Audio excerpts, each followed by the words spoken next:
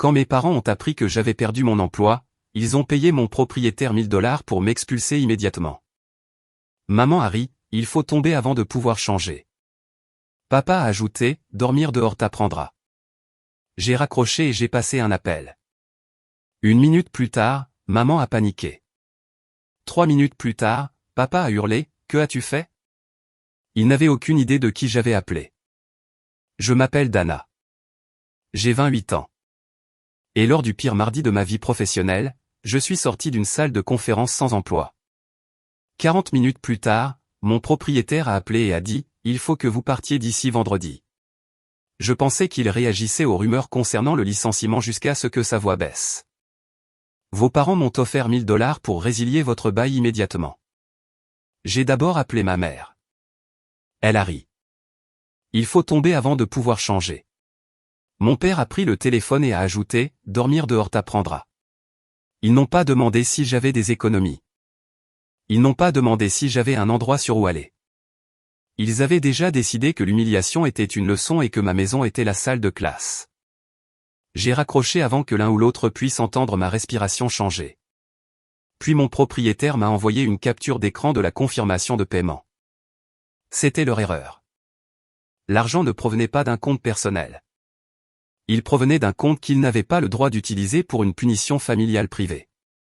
J'ai regardé fixement le nom de l'entreprise sur le virement, j'ai ouvert mes contacts et j'ai appelé la seule personne que mes parents avaient passé des années à tenir à l'écart de chaque décision importante.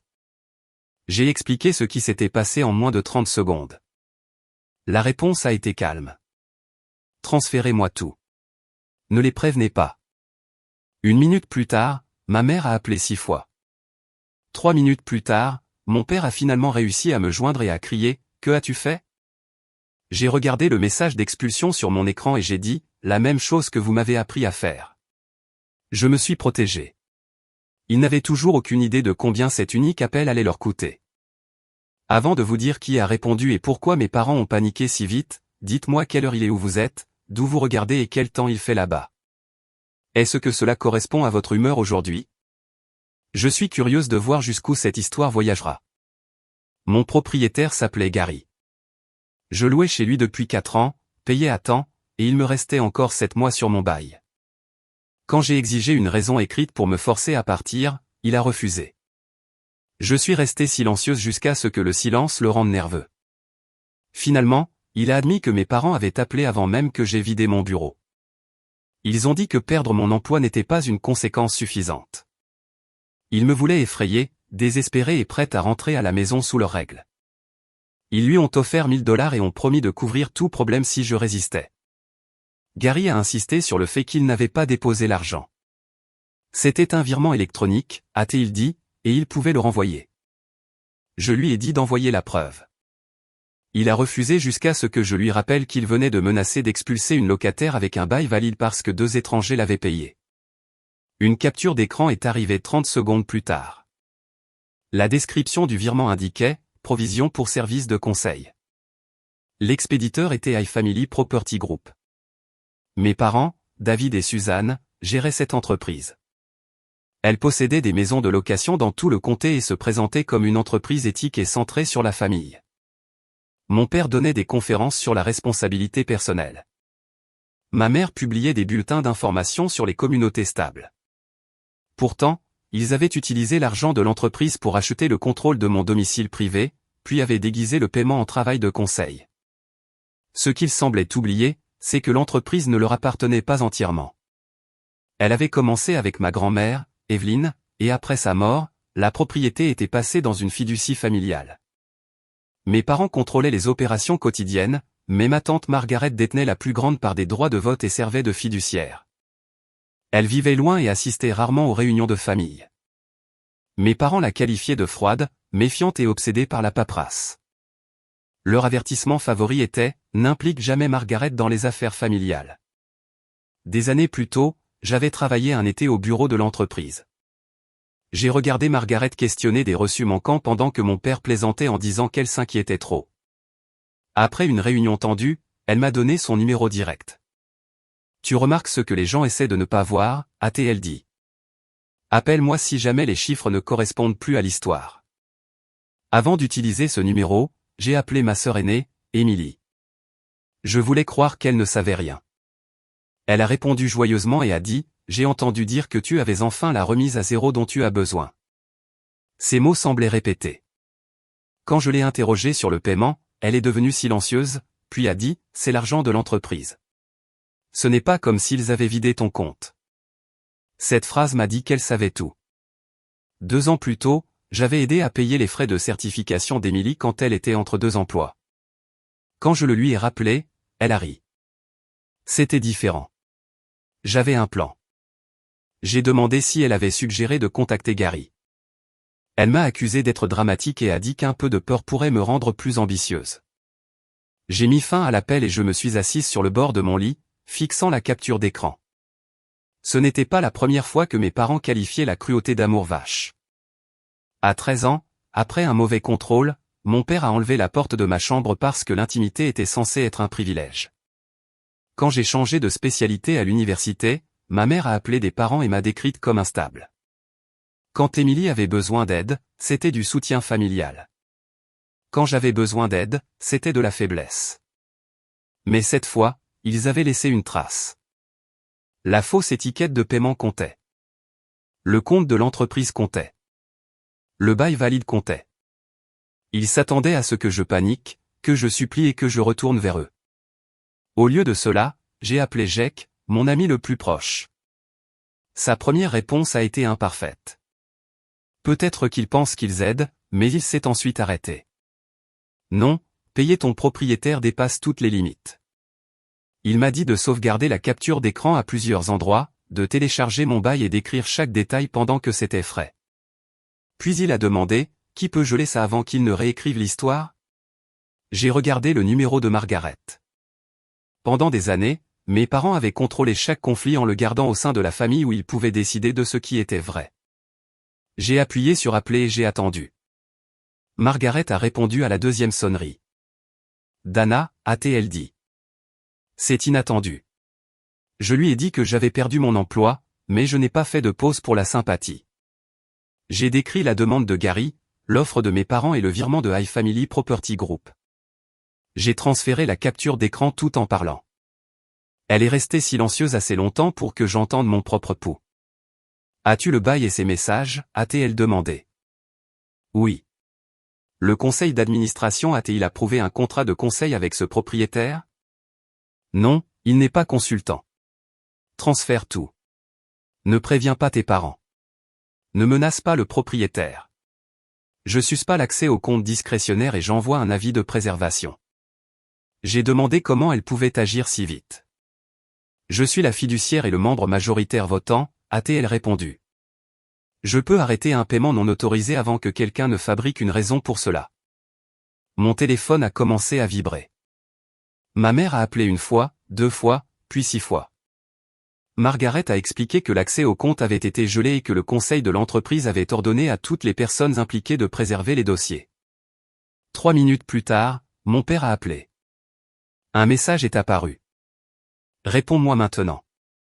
Margaret m'a dit que je pouvais répondre si je mettais l'appel sur haut-parleur et que j'annonçais qu'elle était présente. J'ai accepté. Que as-tu fait? A crié mon père. J'ai signalé un paiement non autorisé de l'entreprise à la fiduciaire. Tu as appelé Margaret? Sa colère s'est transformée en alarme. La voix de ma mère s'est élevée derrière lui. Dana, c'est une affaire de famille. Tu n'avais pas le droit d'impliquer l'entreprise. L'entreprise a payé mon propriétaire, et je dis. Vous l'avez impliqué en premier. Mon père m'a accusé de les traiter de voleurs pour $1000. Margaret a interrompu calmement. Personne ne vous a accusé de vol. J'examine une dépense étiquetée comme provision pour service de conseil. Fournissez le contrat, la facture, l'objet commercial et l'approbation avant 17 heures. Il a prétendu qu'il m'aidait à prendre la responsabilité. Alors vous utilisez le mauvais compte, la mauvaise description et la mauvaise méthode, a dit Margaret. Ne contactez plus le propriétaire. Ne faites pas pression sur Dana pour qu'elle renonce à son bail. Ma mère a dit que j'étais devenue dépendante et que j'avais besoin d'une intervention. Pour la première fois, quelqu'un a séparé cette accusation du problème réel. Son statut d'emploi n'a rien à voir avec le fait que des fonds de l'entreprise aient été présentés de manière erronée, a répondu Margaret. Mon père a menacé de convoquer une réunion d'urgence du conseil d'administration. Margaret a accueilli favorablement la demande après qu'il ait produit les dossiers. Puis elle a mis fin à l'appel. L'appartement avait l'air le même, mais l'équilibre du pouvoir avait changé. Mes parents avaient toujours défini chaque désaccord. Si je protestais, j'étais émotive.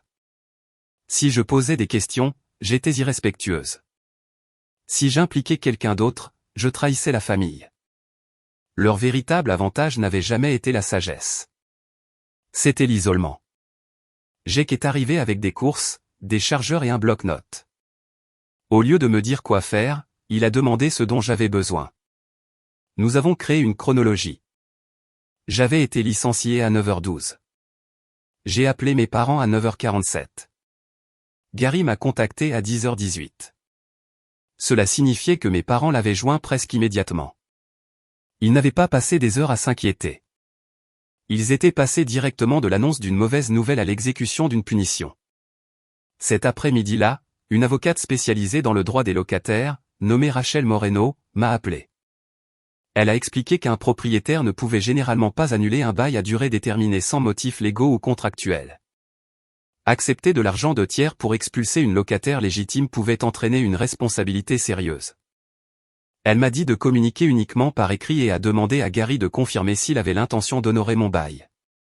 Moins d'une heure plus tard, Gary a envoyé un courriel disant que sa demande précédente avait été prématurée et qu'aucune action d'expulsion ne serait engagée. Ce n'étaient pas des excuses. C'était la peur déguisée en langage professionnel. Rachel m'a prévenu que l'arrêt de l'expulsion n'était que la première bataille. Mes parents pourraient qualifier le virement de malentendu. Gary pourrait minimiser son rôle. Emily pourrait nier savoir quoi que ce soit. Les preuves comptaient plus que la colère. Puis Margaret a demandé un audit indépendant. Elle avait déjà découvert que la provision pour service de conseil n'avait ni contrat, ni facture, ni approbation du conseil.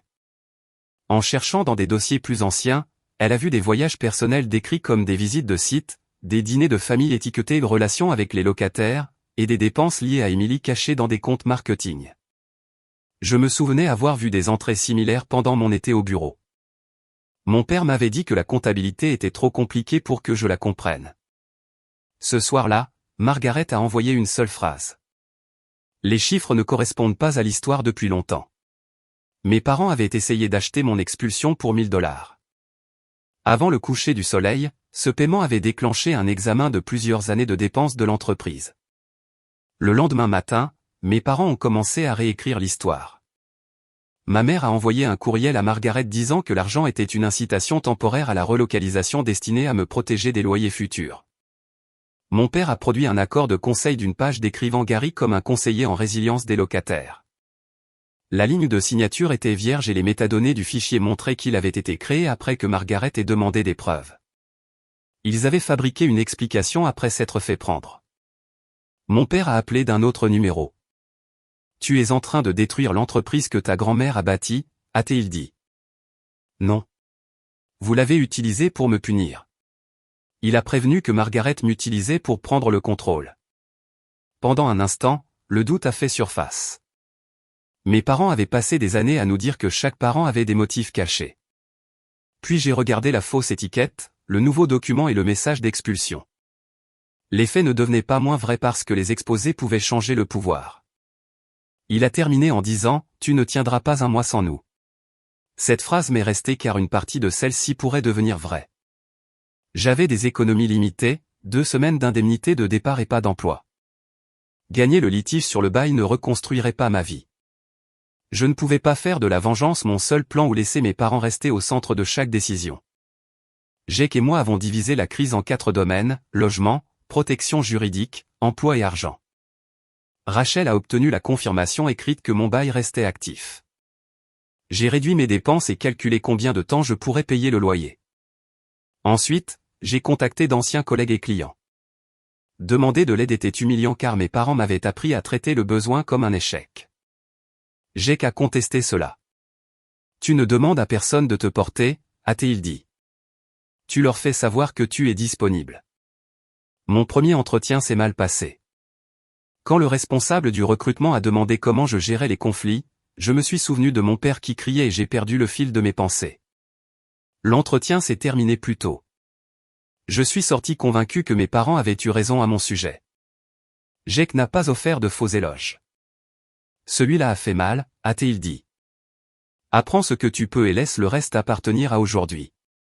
Pendant que je cherchais du travail, l'audit a révélé un schéma plus large.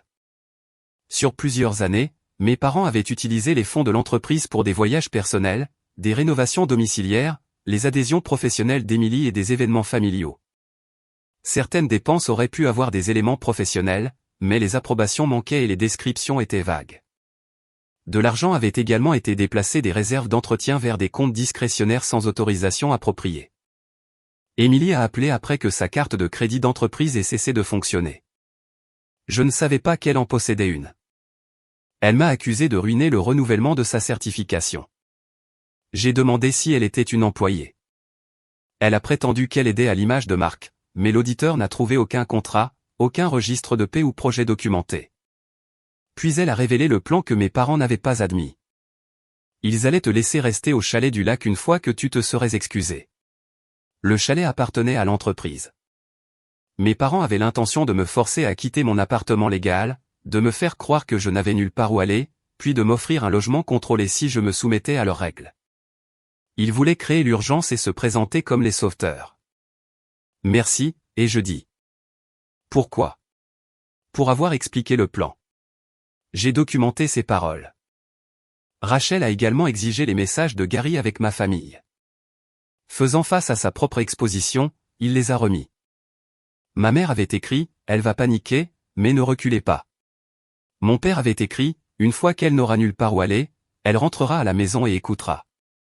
Emily a réagi avec un pouce levé et a demandé si le chalet du lac devait rester indisponible jusqu'à ce que je m'excuse. Pendant des années, je m'étais demandé si leur version de l'amour était simplement difficile à comprendre pour moi. Les messages ont rendu la réponse plus claire. Ils ont peut-être ressenti de l'amour, mais ils ont utilisé la peur et l'accès pour le rendre conditionnel. Un sentiment n'excusait pas une méthode. Margaret a demandé si je voulais que tous les messages soient envoyés au conseil d'administration. Mon premier instinct a été de tout exposer. Rachel a demandé ce que je voulais le plus, protection, responsabilité ou humiliation. J'ai admis que je voulais les trois. L'humiliation est la moins contrôlable, a-t-elle dit. La protection et la responsabilité peuvent être documentées. Je n'ai soumis que les preuves pertinentes au paiement de l'entreprise et à mon bail. Je ne les ai pas publiées en ligne ni envoyées à travers la famille. C'est retenu un portrait plus tard. La réunion d'urgence du conseil d'administration a été fixée au vendredi. La veille au soir, ma mère a laissé un message vocal d'où disant que les familles faisaient des erreurs. Dans la dernière phrase, elle m'a demandé de dire à Margaret que le paiement avait été mon idée. J'ai sauvegardé l'enregistrement à 3 endroits. J'ai rejoint la réunion du conseil par vidéo depuis l'appartement de Jake. À l'écran se trouvaient Margaret, 2 administrateurs indépendants, le conseil de l'entreprise, l'auditeur, mes parents et Emily. Mon père portait l'expression qu'il utilisait quand il voulait que la confiance remplace la preuve. Ma mère tenait un dossier intitulé « Résolution familiale ». Margaret a énoncé l'objet clairement. Dépenses non autorisées, fausse description de dépenses et ingérence dans le bail d'un locataire. Elle s'est référée à moi non pas comme leur fille, mais comme la locataire affectée. Cette distinction a dissipé le brouillard émotionnel. Mon père a décrit les $1000 comme une aide compatissante. Il a prétendu que Gary avait mal compris. Ma mère a présenté un projet d'accord de soutien familial m'obligeant à déménager dans le chalet du lac, à suivre un coaching financier avec mon père, à soumettre des candidatures pour approbation et à rembourser les frais de logement plus tard. Elle l'a présenté comme une preuve qu'ils avaient l'intention d'aider. Un administrateur a demandé quand l'accord avait été créé. Ma mère a dit après mon licenciement. Les métadonnées montraient qu'il datait de 3 semaines. C'était le rebondissement auquel même moi je ne m'attendais pas. Mes parents avaient préparé les conditions pour contrôler mon logement avant que je ne perde mon emploi. Ils savaient que mon entreprise envisageait une restructuration parce qu'Emily avait entendu des rumeurs confidentielles par le biais de quelqu'un au recrutement. Le conseil d'administration est devenu silencieux. Mes parents n'avaient pas mal réagi à une nouvelle soudaine. Ils avaient attendu un moment de vulnérabilité. Mon père s'est tourné vers Émilie et a lâché. Pourquoi as-tu gardé ce message? En une phrase, il a abandonné la fille qui l'avait aidé. Émilie le regarda comme si elle venait d'apprendre que le favoritisme n'était pas de la loyauté. C'était de l'utilité. Margaret a demandé ma déclaration. J'ai dit que je ne demandais pas à l'entreprise de résoudre mon chômage ou de punir quiconque pour avoir été méchant. Je lui demandais de traiter un compte d'entreprise utilisé pour créer une crise de logement privé, une fausse étiquette utilisée pour cacher le paiement, et un plan qui traitait les actifs de l'entreprise comme des outils de contrôle familial. Puis j'ai fait écouter le message vocal de ma mère me demandant de prétendre que le paiement avait été mon idée. Mon père s'est adossé. Ma mère a fermé les yeux. L'auditeur a présenté des conclusions préliminaires, remboursement non justifié, dépenses personnelles et argent retiré des réserves d'entretien sans approbation requise. Un virement avait retardé des réparations de toit après que des locataires aient signalé des fuites. Leur sentiment de droit avait affecté plus de gens que moi. Pendant une courte pause, mon père a texté « Arrête ça maintenant et nous pourrons encore être une famille ». J'ai répondu. La famille n'était pas censée exiger mon silence. Quand la réunion a repris, le conseil a suspendu l'autorité de gestion et financière de mes parents en attendant la fin de l'audit. L'accès d'Émilie a pris fin immédiatement. Un gestionnaire externe a été nommé pour protéger les locataires, les comptes et les dossiers. Le conseil a également autorisé des efforts pour récupérer les dépenses personnelles non justifiées. Mon père a crié que Margaret avait organisé un coup d'État. Ma mère a commencé à pleurer, mais sa première question a été « Qu'est-ce qu'on est censé dire aux gens ?» Même alors, la réputation importait plus que la réparation. La réunion s'est terminée sans un chiffre de remboursement final, mais leur contrôle immédiat avait disparu. Ils ne pouvaient plus déplacer d'argent, faire pression sur les employés ou utiliser les propriétés de l'entreprise comme récompense pour l'obéissance. 2 heures plus tard, Gary a demandé à régler l'affaire. Sa première proposition offrait une confirmation écrite de mon bail et le remboursement de certains frais juridiques. Rachel l'a rejeté. Elle a exigé une déclaration formelle que je n'avais jamais été en défaut, le paiement de mes dépenses documentées, un crédit de loyer, une option de renouvellement avec une augmentation plafonnée, et une formation en droit du propriétaire par un fournisseur indépendant. Il a accepté après plusieurs jours.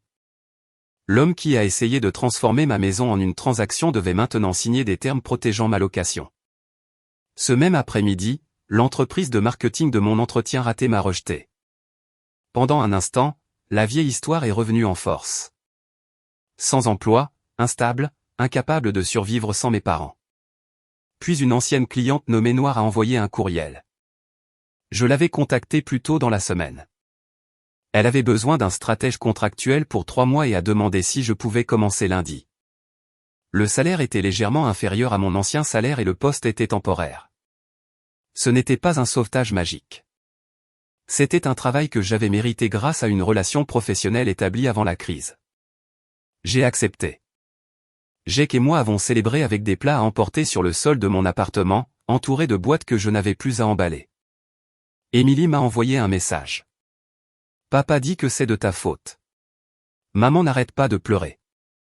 Margaret a tout gâché. Es-tu fier? J'ai tapé plusieurs réponses en colère, les ai supprimées, et j'ai écrit « Je suis fier d'avoir cessé de coopérer avec quelque chose de mal ». Elle n'a pas répondu.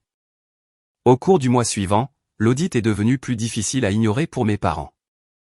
Les dossiers de l'entreprise montraient des voyages personnels, des rénovations, des événements privés et des dépenses pour Émilie cachées derrière de vagues étiquettes commerciales. Les avocats du conseil ont commencé à calculer le remboursement. Les invitations de l'industrie ont été retirées parce que mes parents ne représentaient plus l'entreprise. L'image qu'ils avaient si farouchement protégée a commencé à s'effondrer sous les dossiers qu'ils avaient eux-mêmes créés.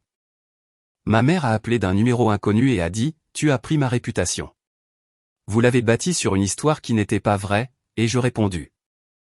Nous ne t'aurions jamais laissé devenir sans abri. Vous aviez besoin que je croie que je le deviendrais. Elle n'a pas eu de réponse. Ce silence m'a donné la définition la plus claire de leur plan. Ils voulaient la peur, pas l'échec. Ils avaient l'intention de retenir le sauvetage jusqu'à ce que je me rende. L'audit complet est arrivé 6 semaines plus tard. Il a identifié plus de 200 000 $ de dépenses personnelles non justifiées ou incorrectement approuvées sur 8 ans. Tous les éléments n'étaient pas récupérables, et certains pourraient être reclassés si des dossiers valides apparaissaient, mais le schéma était indéniable.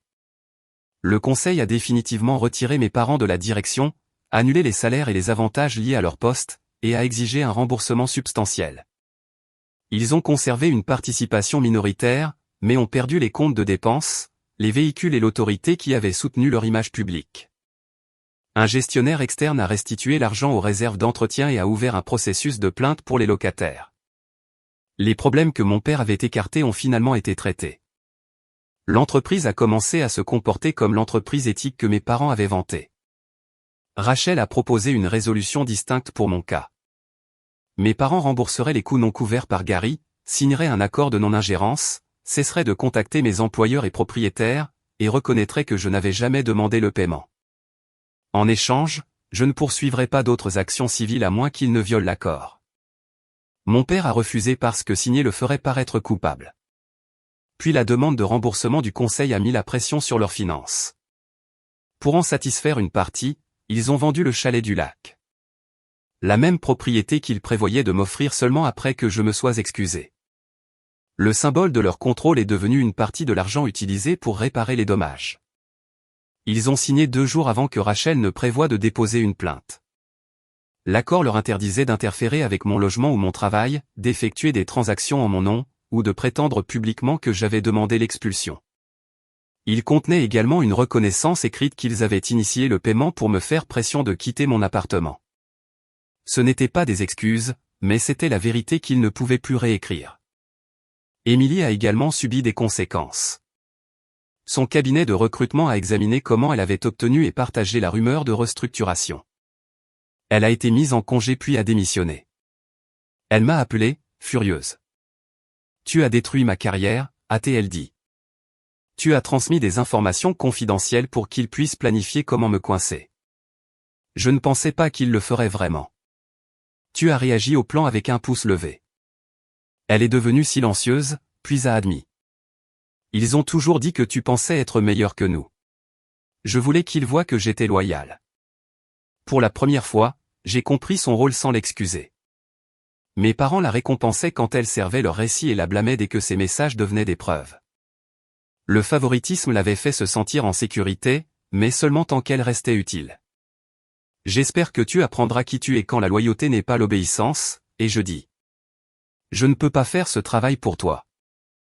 Je l'ai bloqué pendant 30 jours. Mon père a envoyé des lettres sur le sacrifice et la gratitude. Aucune n'incluait les mots « j'ai eu tort ». Il a dit à des parents que j'avais manipulé Margaret pour prendre le contrôle de l'entreprise. Cette rumeur a échoué quand Margaret a publié une déclaration formelle indiquant que je ne recevrais aucune participation, paiement ou emploi de l'audit. Je n'avais rien demandé de tel. Mon père ne pouvait pas imaginer une action sans gain personnel, alors il en a inventé un. Le dernier message de ma mère avant l'entrée en vigueur de l'accord disait « Nous avons fait ce que nous pensions être le mieux ». J'ai répondu « Croire que quelque chose est le mieux n'enlève pas la responsabilité de ce que cela fait ». Puis j'ai arrêté de répondre. Mon travail contractuel était exigeant. Pendant le premier mois, le stress m'a fait manquer une échéance mineure. Je m'attendais à l'humiliation. Noire, ma responsable, a demandé un plan de redressement. Je lui en ai donné un, j'ai corrigé le problème et je suis allé de l'avant. Cette expérience m'a appris plus sur la responsabilité que les discours de mon père. La vraie responsabilité exigeait la vérité, la réparation et un changement de comportement, pas un désastre fabriqué. À la fin des 3 mois, Noir m'a offert un poste permanent de responsable de la stratégie client.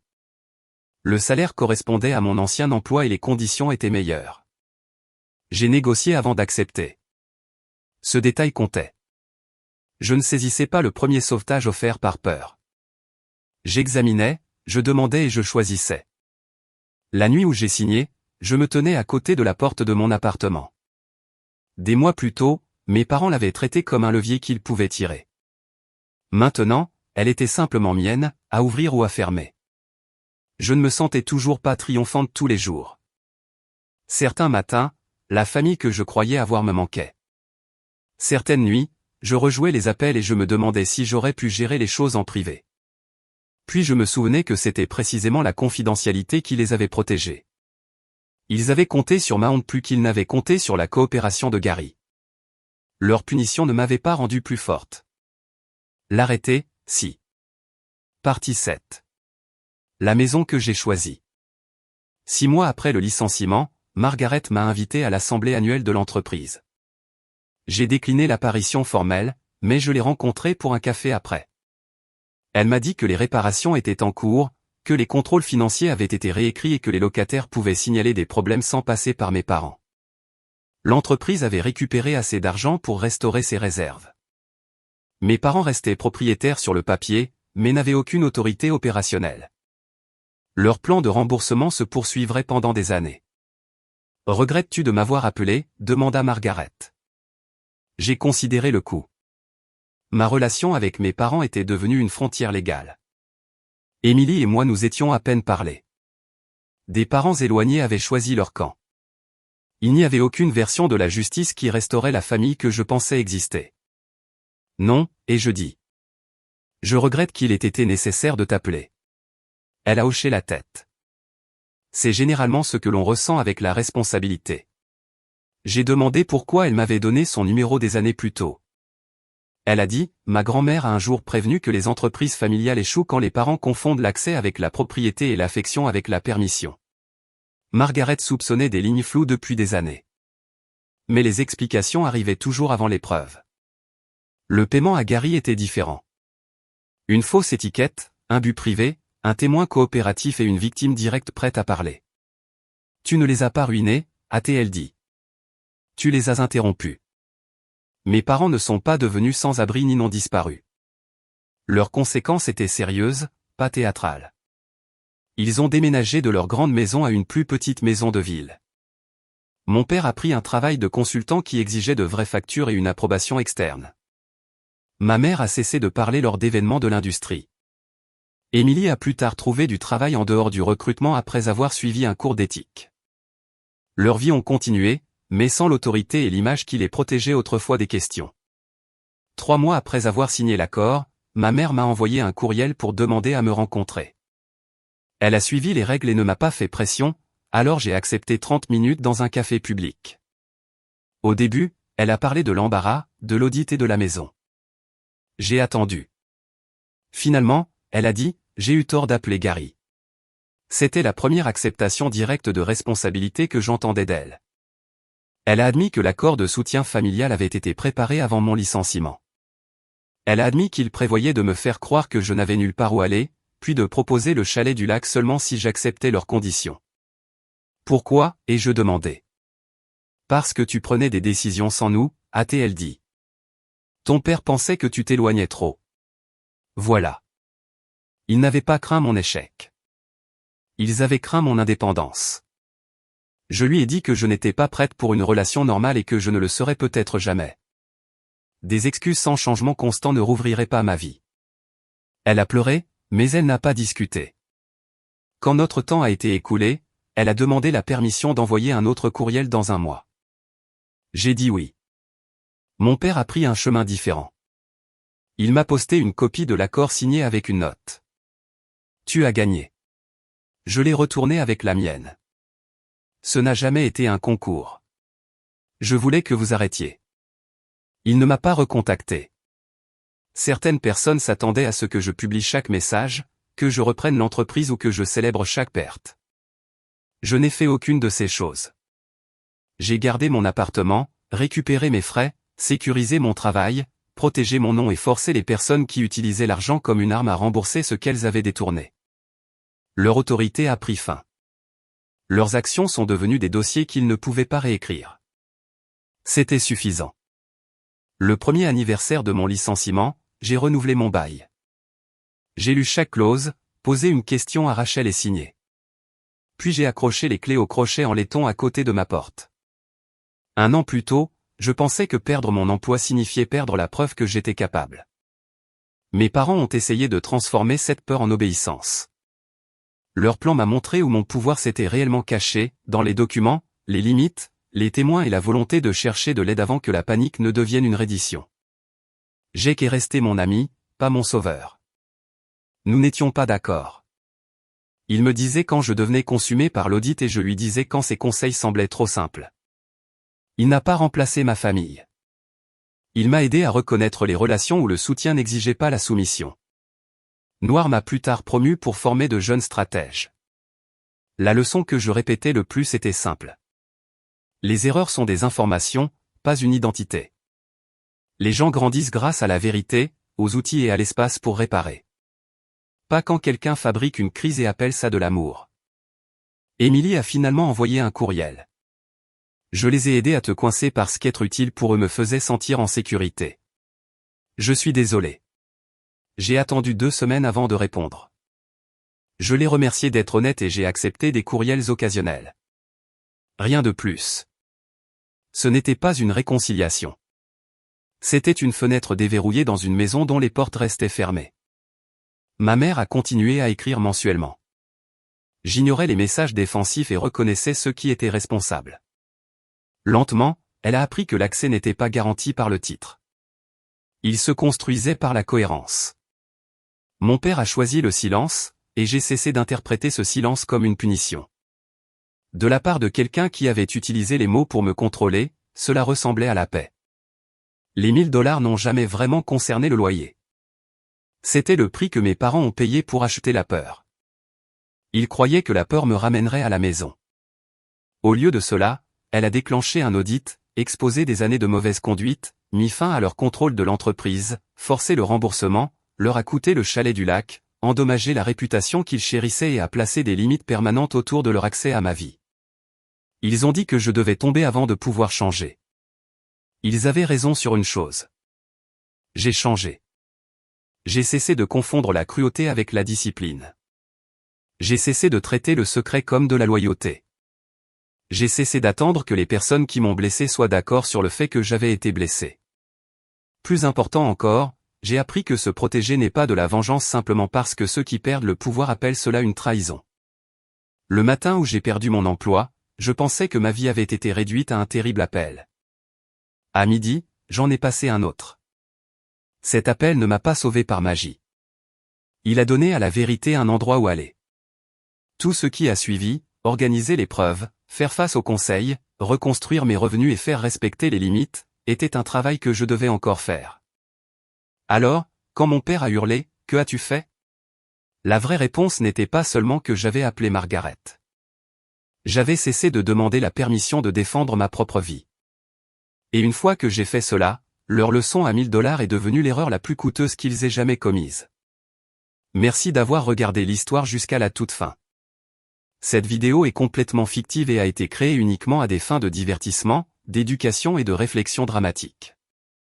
Nous espérons qu'elle vous rappelle que parfois, la leçon la plus difficile est d'apprendre que l'amour, la famille ou la loyauté ne devraient jamais exiger que vous effaciez votre propre douleur.